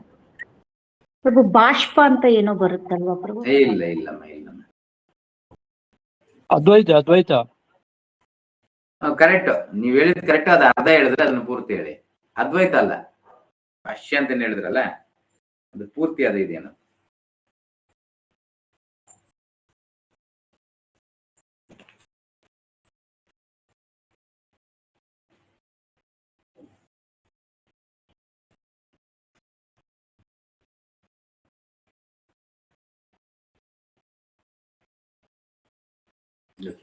ಶರೀರಕ ಭಾಷ್ಯ ಅಂತೇಳಿ ಯಾರು ಶಂಕರಾಚಾರ್ಯರು ಕೊಟ್ಟರು. ನಂತರ ರಾಮಾನುಜಾಚಾರ್ಯರು ಕೊಟ್ಟರು, ಅದನ್ನ ಶ್ರೀ ಭಾಷ್ಯ ಅಂತ. ನಂತರ ನಮ್ಮ ಒಂದು ಪರಂಪರೆಯಿಂದ ಬಲದೇವ್ ವಿದ್ಯಾಭೂಷಣ ಅವ್ರು ಕೊಟ್ಟರು, ಅದನ್ನ ಗೋವಿಂದ ಭಾಷ್ಯ ಅಂತ. ಅದನ್ನೇ ವ್ಯಾಸದೇವರು ಕೊಟ್ಟಿದ್ದು, ಅದನ್ನ ಶ್ರೀಮದ್ ಭಾಗವತಂ ಅಂತಿದೆ. ಅರ್ಥ ಆಗ್ತಿದೆ? ಸೊ ಅದರ ಒಂದು ವಿವರಣೆ ಕೊಟ್ಟಿರುವಂಥದ್ದು. ಆದ್ರೆ ವ್ಯಾಸದೇವರು ಕೊಟ್ಟಿರೋ ಮಟ್ಟನೇ ಅದು ಬೇರೆ. ಸೊ ಶ್ರೀಮದ್ ಭಾಗವತ ಎಲ್ಲ ಪುರಾಣಗಳು, ಎಲ್ಲ ಲೀಲೆಗಳನ್ನ ತಗೊಂಡು ಆ ಒಂದು ಇದನ್ನ ಕೊಟ್ಟಿರೋ ಆದ್ರೆ ಅದರಲ್ಲಿ ಮುಖ್ಯವಾದ ಅಂಶ ಏನ್ ಸೇರಿಸಿದ್ದಾರೆ? ಬೇರೆ ಪುರಾಣನು ಕೊಟ್ರು, ಆದ್ರೆ ಇದರಲ್ಲಿ ಮುಖ್ಯವಾಗಿ ಏನ್ ಅಂಶವನ್ನು ಕೊಟ್ಟಿದ್ದಾರೆ? ಭಕ್ತಿ ಅಂಶ. ಅಮಲ ಪುರಾಣ ಭಕ್ತಿ ಅಂಶ ಮಾತ್ರ ತಗೊಂಡು ಇದರ ಕಾಮೆಂಟ್ರಿಯನ್ನು ಕೊಟ್ಟಿರೋದು. ಇಡೀ ವೇದಗಳನ್ನ ಆಕ್ಚುಲಿ ಈ 4 ವೇದಗಳನ್ನ ಚತುರ್ಮುಖ ಬ್ರಹ್ಮ, ಏನು ಚತುರ್ಮುಖ ಬ್ರಹ್ಮ, 4 ಮುಖವುಳ್ಳಂತಹ ಒಂದು ಬ್ರಹ್ಮ 4 ತಲೆಗಳಿಂದ ಓದ್ತಾನೆ ವೇದಗಳನ್ನ. ಓದ್ಬಿಟ್ಟು ಮೊದಲನೇದಾಗಿ ಓದಿದ ತಕ್ಷಣ ಏನಂತ ಕನ್ಕ್ಲೂಷನ್ ಮಾಡ್ತಾನೆ? ಕನ್ಕ್ಲೂಷನ್ ಇದು ಈ ಸಾರಾಂಶ, ವೇದಾಂತದ ಒಂದು ಸಾರಾಂಶ ಅಂದ್ರೆ ಏನ್ ಕೊಡ್ತಾನೆ? ಕರ್ಮಕಾಂಡ ಅಂತ. ನಂತರ 2ನೇ ಬಾರಿ ಓದ್ತಾನೆ. 2ನೇ ಬಾರಿ ಓದಿದ ನಂತರ ಏನ್ ಕನ್ಕ್ಲೂಷನ್ ಕೊಡ್ತಾನೆ? ಜ್ಞಾನ ಕಾಂಡ ಅಂತ. ನಂತರ 3ನೇ ಬಾರಿ ಓದ್ತಾನೆ. ಅರ್ಥ ಆಗ್ತಿದೆ? ಒಂದು ತಲೆ ಅಲ್ಲ, 4 ತಲೆಗಳಿಂದ ಓದ್ತಾ ಇರೋದು. ಆ 3ನೇ ಬಾರಿ ಓದಿದ ನಂತರ ಇದು ಭಕ್ತಿ ಕಾಂಡ. ಕನ್ಕ್ಲೂಷನ್ ಎಲ್ಲವನ್ನು ಧರ್ಮ, ಅರ್ಥ, ಕಾಮ, ಮೋಕ್ಷ. ಸೊ ಎಲ್ಲ ಕನ್ಕ್ಲೂಷನ್ ಏನು? ಆ ಭಕ್ತಿ ಅನ್ನೋದು ಅಂದ್ರೆ ನಾನು ಭಗವಂತನು ಇಲ್ಲ, ಭಗವಂತನ ಧಾಮಕ್ಕೆ ಹೋಗುವಂತ ಒಂದಾಗೋದಂದ್ರೆ ಇಲ್ಲಿ ಬೇರೆ ಅರ್ಥ ಬಂದ್ಬಿಡುತ್ತೆ. ಆದ ಕಾರಣ ಆ ಅರ್ಥ ಹೇಳ್ತಾ ಇಲ್ಲ, ಅದ ಕಾರಣ ಆ ಒಂದು ಪದನ ಉಪಯೋಗಿಸ್ತಾ ಇಲ್ಲ. ಆಕ್ಚುಲಿ ಆತ್ಮ ಪರಮಾತ್ಮ ಒಂದಾಗುವಂಥದ್ದು, ನಾವು ಬೇರ್ಪಟ್ಟಿದ್ದೀವಿ, ಇವಾಗ ಅದು ಒಂದಾಗುವಂಥದ್ದು. ಒಂದು ಅಂದ್ರೆ ಐಕ್ಯವಾಗುವಂಥದ್ದಲ್ಲ. ಸೊ ನಾನು ಭಗವಂತನ ಬಿಟ್ಟು ದೂರ ಬಂದಿದ್ದೀನಿ, ಇವಾಗ ಭಗವಂತನ ಹತ್ತಿರಕ್ಕೆ ಹೋಗುವಂಥದ್ದು. Clear? Yes. The Supreme has been accepted as origin of all emanations. Emanation ಅಂದ್ರೆ ಏನು? ಎಲ್ಲದರ ಬೆಳಕು, ಆಚೆ ಬರುವಂತದ್ದು, ಸೂರ್ಯನ ಬೆಳಕು ಅಂತ ಏನ್ ಹೇಳ್ತೀವಿ. ಆ ರೀತಿ ಏನೆಲ್ಲ ಬರುತ್ತೆ, ಏನೆಲ್ಲ ಹುಮ್ಮುತ್ತೆ ಅದರಿಂದ, ಅದೆಲ್ಲದರ ಸೋರ್ಸ್ ಸುಪ್ರೀಂ, ಅದು ಶ್ರೀಕೃಷ್ಣನು. ಅದು ಭೌತಿಕ ಆಗಿರ್ಬೋದು, ಆಧ್ಯಾತ್ಮಿಕ ಆಗಿರ್ಬೋದು, ಬೆಳಕಾಗಿರ್ಬೋದು, ತಿನ್ನೋದಾಗಿರ್ಬೋದು, ಬಿಸಾಕೋದಾಗಿರ್ಬೋದು, ಕುಡಿಯೋದು, ಏನೇ ವಸ್ತು ತಗೊಂಡದ್ದು ಎಲ್ಲವೂ ಕೃಷ್ಣನಿಂದ ಬಂದಿರುವಂತದ್ದೇ. Such emanations are experienced by superior and inferior nature sequence. ಈ ರೀತಿ ಭಗವಂತನಿಂದ ಬಂದಿರುವಂತದ್ದು ಎರಡೂ ಒಂದು ಸುಪೀರಿಯರ್, ಒಂದು ಇನ್ಫೀರಿಯರ್ ಆಗಿ ನೋಡಲಾಗುತ್ತೆ. ಇಲ್ಲಾಂದ್ರೆ 2 ಸ್ವಭಾವ, 2 ಪ್ರಕೃತಿ ಉಳ್ಳದ್ದು ಏನದಿಲ್ಲ, 2 ಗುಣಗಳು ಉಳ್ಳಂತದ್ದು. ಯಾವುದು? ಒಂದು ಆಧ್ಯಾತ್ಮಿಕ, ಇನ್ನೊಂದು ಭೌತಿಕ. ಒಂದು ಜಡ ವಸ್ತು, ಒಂದು ಚೈತನ್ಯ ಉಳ್ಳಂತದ್ದು. ಇಲ್ಲಾಂದ್ರೆ ಒಂದು ಭಗವಂತನ ಬೇರ್ಪಟ್ಟಂಥದ್ದು, ಇನ್ನೊಂದು ಭಗವಂತನ ಒಟ್ಟಿಗೆ ಇರುವಂತದ್ದು. ಇನ್ನೊಂದು ಅಂತರಂಗ ಶಕ್ತಿ, ಇನ್ನೊಂದು ಬಹಿರಂಗ ಶಕ್ತಿ. ಪದಗಳು ಏನ್ ಬೇಕಾದ್ರೂ ಉಪಯೋಗಿಸ್ಬೋದು, ಬಟ್ ಎಷ್ಟರ ಮಟ್ಟಿಗೆ ನಾನು ಅದನ್ನ ಜೀರ್ಣಿಸ್ಕೊಂಡಿದ್ದೀನಿ, ಅರ್ಥ ಮಾಡ್ಕೊಂಡಿದ್ದೀನಿ. ಇದೆಲ್ಲ ಬರುತ್ತೆ 7ನೇ ಅಧ್ಯಾಯದಲ್ಲಿ ಕೃಷ್ಣ ಹೇಳ್ತಾನೆ, ಭೂಮಿರಪೋನಲವಾಯು ಕಮ್ಮನ ಬುದ್ಧಿರೇವಚ ಅಹಂಕಾರ ಐತಿಯಮೆ ಭಿನ್ನ ಪ್ರಾಕೃತ ಅಷ್ಟ. ಇದೊಂದು ಪ್ರಕೃತಿ, ಏನು ನನ್ನಿಂದ ಬೇರ್ಪಟ್ಟಂಥದ್ದು ಭೌತಿಕ ಪ್ರಕೃತಿ. ಇನ್ನೊಂದು ನನ್ನೊಟ್ಟಿಗೆ, ನನಗೆ ಇದಕ್ಕಿಂತ ಶ್ರೇಷ್ಠವಾದದ್ದು ಅಪರೇಯಂ ಇತಸ್ವನ್ಯ ಜೀವಭೂತಾಂ ಮಹಾಬಾಹೋ ಏದಂ ಧಾರ್ಯತೆ ಜಗತ್. ಒಂದು ಜೀವಿಗಳು, ಈ ಒಂದು ಜೀವಿಗಳು ಈ ಒಂದು ಇದಕ್ಕಿಂತ ಮೇಲ್ಪಟ್ಟಂಥದ್ದು, ಈ ಭೌತಿಕ ಸಂಪನ್ಮೂಲಗಳನ್ನು ಉಪಯೋಗಿಸುವಂಥದ್ದು. ಇನ್ನು ಸ್ಪಷ್ಟವಾಗಿ ಹೇಳ್ಬೇಕಂದ್ರೆ ಭೌತಿಕದ ಸಂಪನ್ಮೂಲಗಳನ್ನ ನನ್ನ ಸೇವೆಯಲ್ಲಿ ಉಪಯೋಗಿಸುವಂಥವರು. ಕ್ಲಿಯರ್? ಅದಕ್ಕೆ ಅವರು ಶ್ರೇಷ್ಠರು. ಸ್ಪಷ್ಟವಾಗಿ ಅರ್ಥ ಮಾಡ್ಕೊಳ್ಬೇಕು. ಸ್ವಾರ್ಥಕ್ಕೆ ಉಪಯೋಗಿಸ್ಕೊಳ್ಳೋ ಶ್ರೇಷ್ಠರಾಗೋದಿಲ್ಲ. ಆ ಒಂದು ಭೌತಿಕದ ಶಕ್ತಿಯನ್ನ, ಭಗವಂತನ ಬಹಿರಂಗ ಶಕ್ತಿನ, ಭಗವಂತನ ಬೇರ್ಪಟ್ಟಂತ ಶಕ್ತಿನ ತಗೊಂಡು ಭಗವಂತನ ಒಂದು ಸೇವೆ ಮಾಡೋರು ಈ ಒಂದು ಶ್ರೇಷ್ಠವಾದ ಒಂದು ಶಕ್ತಿ, ಅದೇ ಈ ಒಂದು ಜೀವಿಗಳು. Yes, the living entities belong to superior nature. ಆದ ಕಾರಣನೇ ಅವರು ಒಂದು ಸುಪೀರಿಯರ್ ನೇಚರ್. ಯಾರು? ಈ ಜೀವಿಗಳು ಬಂದ್ಬಿಟ್ಟು ಭಗವಂತನ ಅಂತರಂಗ ಶಕ್ತಿಗೆ ಸೇರ್ಪಡೆ ಆಗುವಂತವರು. ಮಮೈವಾಂಶ ಜೀವಲೋಕಿ ಜೀವಪುತ್ರ ಸನಾತನ, ಭಗವಂತನ ಅಂಶ ಆಗಿದ್ದಾರೆ, ಆತ್ಮದ ಅಂಶ ಆಗಿದ್ದಾರೆ. ಬೇರ್ಪಟ್ಟಿಲ್ಲ, ಅವರು ಯಾವತ್ತಿಗೂ ಬೇರ್ಪಡೋದು ಇಲ್ಲ. ಕ್ಲಿಯರ್? ಎಸ್. ಆಸ್ ಉದಾಹರಣೆಗೆ ತಂದೆ ಮತ್ತೆ ಮಗ, ಅವ್ರೆಷ್ಟೇ ಕಿತ್ತಾಡ್ಲಿ, ಏನೇ ಆಗಿರ್ಲಿ, ಅವ್ರು ಬೇರೆ ಮನೆ ಮಾಡ್ಕೊಂಡ್ರು ಆತನ ಸರ್ನೇಮ್ ಚೇಂಜ್ ಆಗೋದಿಲ್ಲ. ಕರೆಕ್ಟ್? ಅದೇ ರೀತಿ ನಾವೆಷ್ಟೇ ದೂರ ಬಂದ್ರು ಭಗವಂತನಿಂದ, ನಾನು ಭಗವಂತ ಬೇರೆ ಆಗೋದೇ ಇಲ್ಲ. ಆತ ನನ್ನ ತಂದೆ, ನಾನು ಮಗ, ಅಷ್ಟೇ. Very simple. Yes, as it will be revealed in the 7th chapter. 7ನೇ ಅಧ್ಯಾಯದಲ್ಲಿ ಇದರ ಬಗ್ಗೆ ಇನ್ನು ಹೆಚ್ಚಿಗೆ ನಾವು ತಿಳ್ಕೊಂತೀವಿ. Although there is no difference between the energy and the energetic. ಇದು ಯಾವುದೇ ವ್ಯತ್ಯಾಸ ಅನ್ನೋದಿಲ್ಲ. ಶಕ್ತಿ ಮತ್ತೆ ಶಕ್ತಿವಂತನು ಇಬ್ಬರಿಗೂ ಯಾವುದೇ ಒಂದು ವ್ಯತ್ಯಾಸ ಅನ್ನೋದಿಲ್ಲ. ಯಾಕಂದ್ರೆ ಶಕ್ತಿವಂತನಿಂದನೇ ಈ ಒಂದು ಶಕ್ತಿ ಅಂತ ಬರುವಂತದ್ದು. The energetic is accepted as the supreme. the energy or nature is accepted as a subordinate. ಪ್ರಧಾನಮಂತ್ರಿಯ ಒಂದು ಸಹಿ ಎರಡಕ್ಕೇನಾದ್ರೂ ವ್ಯತ್ಯಾಸ ಇರುತ್ತೆ? ಎರಡಕ್ಕೂ ಒಂದೇ ಶಕ್ತಿ. ಕರೆಕ್ಟಾ? ಪ್ರಧಾನಮಂತ್ರಿ ಒಂದು ಸೈನ್ ಹಾಕ್ಬಿಟ್ರೆ ಅದರ ಶಕ್ತಿ ಪ್ರಧಾನಮಂತ್ರಿ ನೇರವಾಗಿ ಮುಖದಿಂದ ಹೇಳಿದ್ರೆ, ಬಾಯಿಂದ ಹೇಳಿದ್ರೆ ಇದನ್ನ ಮಾಡೋ ಅನ್ನೋದಕ್ಕೂ ಆತ ಒಂದು ಸೈನ್ ಹಾಕಿ ಕೊಟ್ಟಿರೋದಕ್ಕೂ ಎರಡಕ್ಕೂ ಒಂದೇ ಬೆಲೆ ಇರುತ್ತೆ. ಅದಕ್ಕೆ ಅಂತ ಸಿಗ್ನೇಚರ್ ಇಟ್ಕೊಂಡು ಇದೇ ಅಂತ ಹೇಳಕ್ಕಾಗುತ್ತಾ? ಇಲ್ಲ. ಆ ಪ್ರಧಾನಮಂತ್ರಿಗೆ ಇದು ಸಬಾರ್ಡಿನೇಟ್, ಸೇವಕ ಆಗಿದೆ. ಆತನ ಒಂದು ಸಹಿ ಏನಿದೆ ಅದು ಪ್ರಧಾನಮಂತ್ರಿಗೆ ಸೇವಕನಾಗಿದೆ. ಆದ್ರೆ ಆ ಸಹಿಗೂ ಅದೇ ಗೌರವ, ಅದೇ ಒಂದು ಮರ್ಯಾದೆ, ಏನು ಪ್ರಧಾನಮಂತ್ರಿಗಿರೋ ಮರ್ಯಾದೆನೆ ಆತನ ಸಹಿಗೂ ಇದೆ. ಅರ್ಥ ಆಗ್ತದೆ ಅನ್ಸುತ್ತೆ? S. The living entities therefore are always subordinate to the Supreme Lord. ನಾನು ಎಷ್ಟೇ ಭಗವಂತನ ಅಂಶ ಆದ್ರೂ ಸರಿ, ಏನೇ ಆದ್ರೂ ಸರಿ, ಸದಾ ನಾನು ಭಗವಂತನಿಗಿಂತ ಏನ್ ಹೇಳ್ತೀನಿ, ಸೇವಕನಾಗೇ ಇರ್ತೀನಿ. ನಾನು ಯಾವತ್ತಿಗೂ ಸ್ವಾಮಿ ಆಗೋದಿಲ್ಲ, ಭೋಕ್ತಾನ ಆಗೋದಿಲ್ಲ. ಜೀವೇರ ಸ್ವರೂಪವೇ ಕೃಷ್ಣೇರ ನಿತ್ಯ ದಾಸ್, ಶಾಶ್ವತನಾದ ದಾಸನಾಗೇ ಇರ್ತೀನಿ. As in the case of the master and the servant. ಯಾವ ರೀತಿ ಅಂದ್ರೆ ಒಂದು ಮಾಸ್ಟರ್ ಮತ್ತೆ ಒಂದು ಸೇವಕ, ಒಂದು ಯಜಮಾನ ಮತ್ತೆ ಸೇವಕನ ಒಂದು ಸಂಬಂಧ ಏನಿದೆ ಅದೇ ಸಂಬಂಧನೇ ಉಳಿತದೆ. ಆತ ಎಷ್ಟೇ ನಿಯತ್ತಾದ ಸೇವಕನಾದರೂ ಸರಿ ಯಜಮಾನನಾಗೋದಿಲ್ಲ. ಯಾಕೆ? ಯಜಮಾನನ ಕುರ್ಚಿನೂ ಕೊಟ್ಬಿಡ್ತಾನೆ, ಯಜಮಾನನ ಸ್ಥಾನವನ್ನೂ ಕೊಟ್ಬಿಡ್ತಾನೆ. ಏನ್ ಕೊಟ್ರು ಸರಿನೇ, ಆತ ಸೇವಕನೇ. ನೋಡ್ಬೋದು ಹಲವಾರು ಕಂಪನಿಗಳೆಲ್ಲ ಅದರಲ್ಲಿ ಇದರಲ್ಲಿ ಆ ನಂಬಿಕೆಯಿಂದ ಇದ್ದಾಗ ಏನ್ ಮಾಡ್ತಾರೆ, ಆತನಿಗೆ ಎಲ್ಲ ಸ್ವತಂತ್ರ ಅನ್ನೋದನ್ನು ಕೊಟ್ಬಿಟ್ಟಿರ್ತಾರೆ.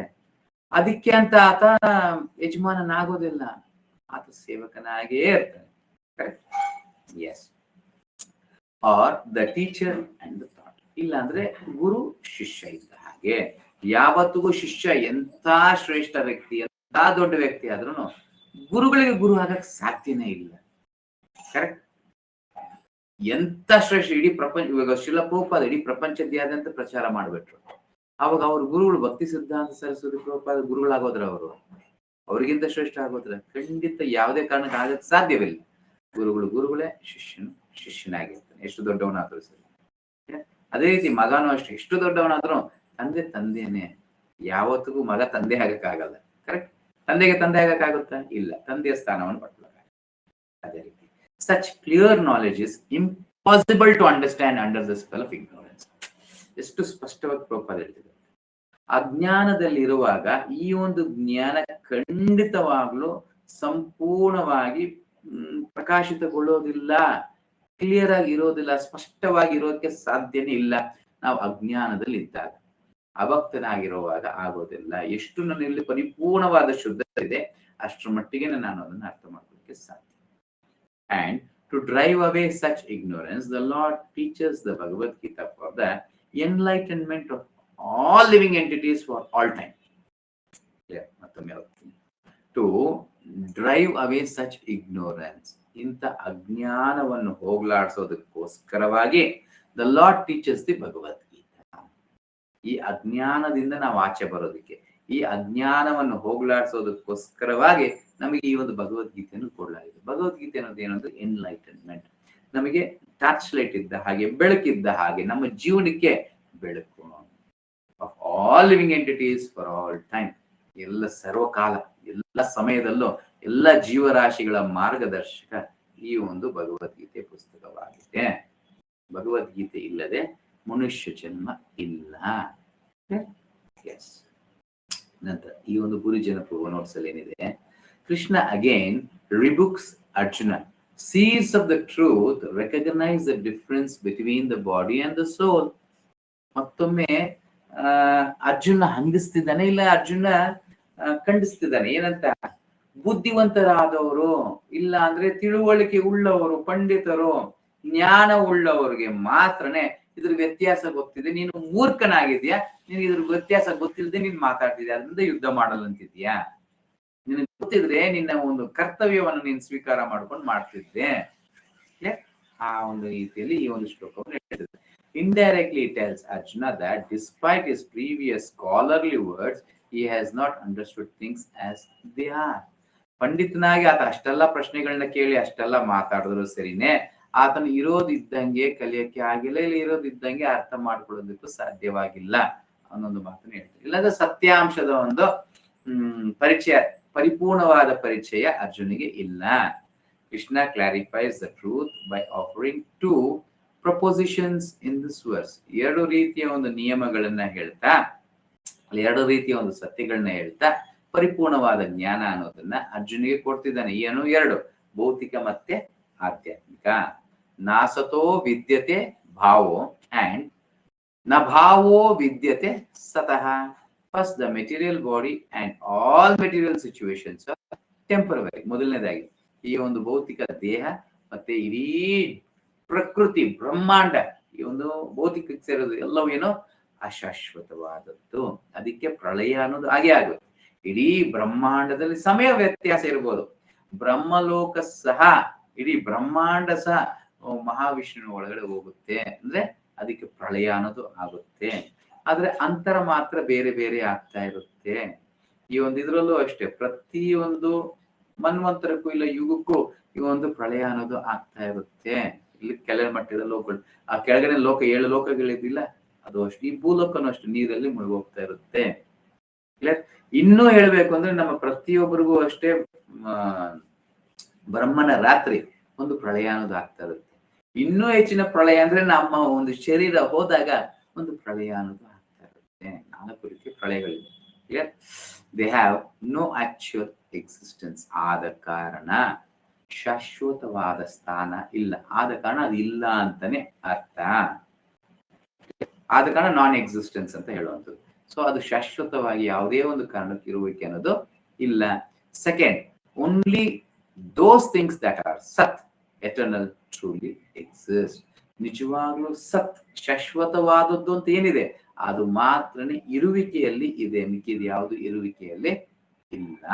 ಸೊ ಇದನ್ನ ಯಾವ ರೀತಿ ಅರ್ಥ ಮಾಡ್ಕೊಳ್ಬೇಕು ಅಂದ್ರೆ ದೃಷ್ಟಿಕೋನ, ಯಾವ ದೃಷ್ಟಿಕೋನದಲ್ಲಿ ನಾನು ನೋಡ್ತಿದ್ದೀನಿ. ನಾನು ಉದಾಹರಣೆಗೆ ಕೃಷ್ಣ ಪ್ರಜ್ಞೆಯ ಒಂದು ದೃಷ್ಟಿಕೋನದಲ್ಲಿ ನೋಡಿದಾಗ ನನಗೆ ಆಧ್ಯಾತ್ಮಿಕ ಮೇಲೆ, ಭೌತಿಕ ಕೆಳಗಡೆ ಅನ್ಸುತ್ತೆ. ಭೌತಿಕದ ಒಂದು ದೃಷ್ಟಿಕೋನದಲ್ಲಿ ನೋಡಿದಾಗ ಭೌತಿಕ ಅನ್ನೋದು ಶ್ರೇಷ್ಠ, ಆಧ್ಯಾತ್ಮಿಕ. ಪ್ರಾರಂಭ ಕೃಷ್ಣ ಪ್ರಜ್ಞೆ ಸ್ವೀಕಾರ ಮಾಡುವಂತವ್ರು ಏನ್ ಮಾಡ್ತಾರೆ? ಹೆಚ್ಚಿಗೆ ಇದನ್ನ ಸ್ವೀಕಾರ ಮಾಡ್ತಾ ಇರ್ತಾರೆ. ಕರೆಕ್ಟ್? ಹೆಚ್ಚಿಗೆ ಏನ್ ಮಾಡ್ತಾರೆ? ಭೌತಿಕನ ಸ್ವೀಕಾರ ಮಾಡ್ತಾರೆ. ಆಧ್ಯಾತ್ಮಿಕ 1 ಮಾಲೆ 1 ದಿವಸಕ್ಕೆ, 2 ಮಾಲೆ 1 ದಿವಸಕ್ಕೆ. ಇವಾಗ ನಾವೆಲ್ಲರೂ ಪ್ರಾರಂಭಿಕರು, ಭೌತಿಕನೇ ಹೆಚ್ಚಿಗೆ ಸ್ವೀಕಾರ ಮಾಡ್ತೀವಿ. ಬಟ್ ಈ ಶ್ಲೋಕ ಬಂದು ಆಧ್ಯಾತ್ಮದ ಒಂದು ದೃಷ್ಟಿಕೋನದಿಂದ ಹೇಳುತ್ತೆ. ಸೊ ಈ ಕಡೆ ತಿರುಗಬೇಕು ಅಂದ್ರೆ ನಾನು ಆಲ್ಮೋಸ್ಟ್ ಒಂದು ಸಾಕ್ಷಾತ್ಕಾರ ಮಟ್ಟಕ್ಕೆ ಹೋಗ್ಬೇಕು. ಆವಾಗ ಆ ದೃಷ್ಟಿಕೋನದ ಒಂದು ಬದಲಾವಣೆ ಆಗುತ್ತೆ. ಆವಾಗ ಅರ್ಥ ಆಗುತ್ತೆ, ಎಸ್ ಇದು ಯಾವುದು ಸತ್ಯ ಅಲ್ಲ. ಆವಾಗ ಶಂಕರಾಚಾರ್ಯ ಹೇಳಿದ್ರು, ಎಸ್ ಇದು ನಿತ್ಯ, ಇದು ಸತ್ಯವಲ್ಲ, ಇದು ಮಿಥ್ಯ ಅನ್ನೋದು ಗೊತ್ತಾಗುತ್ತೆ. ಇಲ್ಲ ಅಂದ್ರೆ ಎಸ್ ನಮ್ಮ ಒಂದು ಸ್ಥಾನಕ್ಕೆ ತಕ್ಕಂಗೆ ನಾವು ಅದನ್ನ ಅರ್ಥ ಮಾಡ್ಕೊಳ್ಬೇಕು. ಓಕೆ, ಹರೇ ಕೃಷ್ಣ. ಸೊ ಇವತ್ತಿಲ್ಲಿ ಏನ್ ಮಾಡ್ತೀನಿ, ಯಾರಿಗಾದ್ರೂ ಪ್ರಶ್ನೆಗಳಿದ್ರೆ ಕೇಳ್ಬೋದು. ನೋಟ್ಸು ನೆಕ್ಸ್ಟ್ ಕ್ಲಾಸ್ ಅಲ್ಲಿ ಮಾಡಿ. ನಾಳೆ ಕ್ಲಾಸ್ ಇರೋದಿಲ್ಲ, ನಾಳೆ ಅನಿಲ್ ಪ್ರಭು ಮನೆಯಲ್ಲಿ ಪ್ರೋಗ್ರಾಮ್ ಇದೆ. ಪ್ರಶ್ನೆ ಇರೋರು ಕೇಳ್ಬೋದು, ಇಲ್ಲ ಅಂದ್ರೆ ಏನ್ ಮಾಡಿ.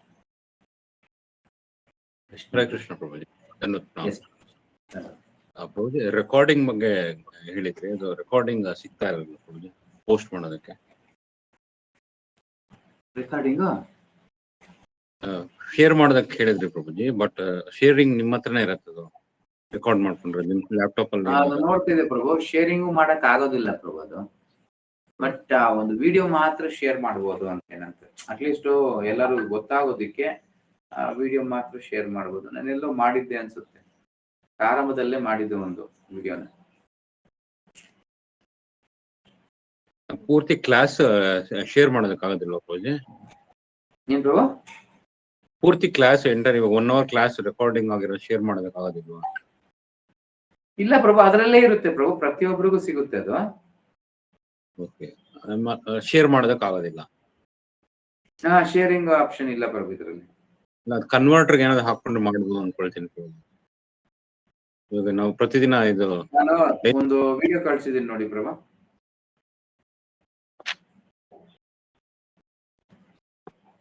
ಆಪಲ್ ಆಯ್ತು, ಅದನ್ನ ರೆಕಾರ್ಡಿಂಗ್ ಮಾಡಿದ್ದೀನಿ. ಯಾವ ರೀತಿ ಅನ್ನೋದು ನೋಡ್ಬೋದು.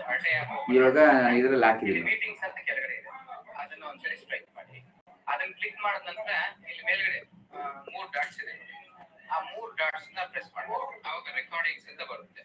ಆ ರೆಕಾರ್ಡಿಂಗ್ಸ್ ನ ಸೆಲೆಕ್ಟ್ ಮಾಡಿ. ಸೊ ಇವತ್ತಿನ ಡೇಟ್ ಇದೆ 31 ಫೆಬ್ರವರಿ 2 ನೋಡಿದ್ರ ಪ್ರಭುದ? ಹಾ ಪ್ರಭುಜಿ. ಆ ರೀತಿಯಲ್ಲಿ ರೆಕಾರ್ಡಿಂಗ್ ಅನ್ನೋದನ್ನ ನೋಡ್ಕೊಳ್ಬಹುದು. ಮಿಸ್ ಆದ್ರೆ ಕ್ಲಾಸ್ ಮಿಸ್ ಆದವು ನೋಡ್ಕೊಳ್ಬಹುದು. ಓಕೆ, ಕ್ಲಿಯರಾ ಪ್ರಭಾ? ಪ್ರಭುಜಿ ಅದು ಇನ್ನೊಂದ್ಸಲ ಹೇಳಿ. ಮಾತಾಜಿ ನಾನು ಆ ಒಂದು ಅರ್ಟೆ ಆಪ್ ಅಲ್ಲೇ ಕಳ್ಸಿದ್ದೀನಿ ನೋಡಿ ಮಾತಾಜಿ. ಪ್ರಭುಜಿ ಅದು ಲಿಂಕ್ ಸಿಕ್ಕಿಲ್ಲ. ಒಂದು ವಿಡಿಯೋ ಕಳ್ಸಿದ್ದೀನಿ ನೋಡಿ ಮಾತಾಜಿ. ಹಾ ಪ್ರಭುಜಿ, ಮೀಟಿಂಗ್ಸ್ ಅಲ್ಲಿ ಇರುತ್ತೆ ಅಂತ ಹೇಳಿ ಕಳಿಸಿದ್ರು. ಮೀಟಿಂಗ್ಸ್ ಅಲ್ಲಿ ಹೋಗಿ ಆ 3 ಡಾಟ್ಸ್ ಪ್ರೆಸ್ ಮಾಡಿದ್ರೆ ರೆಕಾರ್ಡಿಂಗ್ಸ್ ಇರುತ್ತೆ. ರೆಕಾರ್ಡಿಂಗ್ಸ್ ಅಲ್ಲಿ ನಾವು ನೋಡ್ಬೋದು ಅಷ್ಟೇ. ಸೊ ಅದನ್ನ ಶೇರ್ ಮಾಡಕ್ಕಾಗಲ್ಲ, ಬೇಕಾದ್ರೆ ಡೌನ್ಲೋಡ್ ಮಾಡ್ಕೊಬಹುದು. ಸೊ ರಾಜು ಪ್ರಭು ಅದನ್ನೆಲ್ಲ ಡೌನ್ಲೋಡ್ ಮಾಡ್ಕೊಂಡು ನಮ್ಮ ಒಂದು ಯೂಟ್ಯೂಬ್ಗೆ ಅಪ್ಲೋಡ್ ಮಾಡ್ತಿದ್ದಾರೆ. ಯೂಟ್ಯೂಬ್ ಅಲ್ಲೂ ಸಹ ನೋಡ್ಕೊಳ್ಬಹುದು. Okay, yes yes, thank you ಪ್ರಭುಜಿ. ಹರೇ ಕೃಷ್ಣ. ಓಕೆ, ಧನ್ಯವಾದ. ಓಕೆ, ಹರೇ ಕೃಷ್ಣ. ಎಲ್ಲರಿಗೂ ಧನ್ಯವಾದ ಇವತ್ತು ನಮ್ಮ ಅಧಿವೇಶನದಲ್ಲಿ ಪಾಲ್ಗೊಂಡಿದ್ದಕ್ಕೆ. ಒಂದು ಬಾರಿ ಹರೇ ಕೃಷ್ಣ. ಹರೇ ಕೃಷ್ಣ ಪ್ರಭುಜಿ. ಹೇಳಿ ಮಾತಾಜಿ, ಪ್ರಶ್ನೆ ಇದೆಯಾ? ಪ್ರಶ್ನೆ ಅಲ್ಲ ಪ್ರಭು, ನಡು ಎಷ್ಟೊತ್ತನ ಮ್ಯೂಟ್ ಆಗ್ಬಿಟ್ಟಿತ್ತು. ನನಗೆ ಅಷ್ಟೇ ಆಗಿತ್ತು ಏನೋ ಎಲ್ಲರಿಗೂ ಆಗಿತ್ತು ಅಂತ. ಹೌದಾ? ಎಷ್ಟೊತ್ತನ ಎಲ್ಲರಿಗೂ ಮ್ಯೂಟ್ ಆಗಿತ್ತಾ? ಇಲ್ಲ ಪ್ರಭುಜಿ, ನನಗೂ ಅದು ಕಾಲ್ ಹೌದು ಪ್ರಭು. ಹರೇ ಕೃಷ್ಣ ಪ್ರಭು. ಹೌದು ಪ್ರಭು, ಸುಮಾರು 45 ಮಿನಿಟ್ಸ್ ಅಷ್ಟು ಹೋಯ್ತು ಪ್ರಭು ಕ್ಲಾಸ್. ಇವತ್ತಾ? ಇಲ್ಲ ಪ್ರಭುಜಿ, ಅದು ಕಾಲ್ ಬಂದ ರೀತಿ ಆಗುತ್ತೆ. ಝೂಮ್ ಅಲ್ಲಿ ಆಗ್ತಾ ಇತ್ತಲ್ಲ ಕಾಲ್ ಯಾವ್ದು ಬಂದಿದ್ದಿಲ್ಲ ಪ್ರಭು. ಒಂದು ನನಗೆ ಕಾಲ್ ಬಂದಿತ್ತು, ನಾನು ಫೋನ್ ಮಾಡ್ತಾ ಇದ್ದೆ. ಆವಾಗ ನಾನು ಇದರಲ್ಲಿದ್ದೆ. ಆಯ್ತು, ಇವತ್ತು ರೆಕಾರ್ಡಿಂಗ್ ಅಲ್ಲಿ ನೋಡಿ ಗೊತ್ತಾಗ್ಬಿಡುತ್ತೆ. ಹಾ ಪ್ರಭು. Yes yes, okay. Hare Krishna. ಎಲ್ಲರಿಗೂ ಧನ್ಯವಾದ. ಒಂದು ಬಾರಿ ಹರೇ ಕೃಷ್ಣ ಮಹಾಮಂತ್ರವನ್ನು ಹೇಳ್ತಾರೆ. ಹರೇ ಕೃಷ್ಣ ಹರೇ ಕೃಷ್ಣ ಕೃಷ್ಣ ಕೃಷ್ಣ ಹರೇ ಹರೇ, ಹರೇ ರಾಮ ರಾಮ ರಾಮ ಹರೇ ಹರೇ.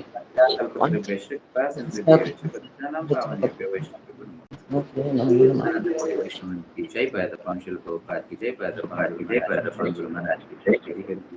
हरे कृष्ण हरे कृष्ण हरे कृष्ण हरे कृष्ण हरे कृष्ण प्रभु. Thank you Prabhu. Hare Krishna Hare Krishna Prabhu.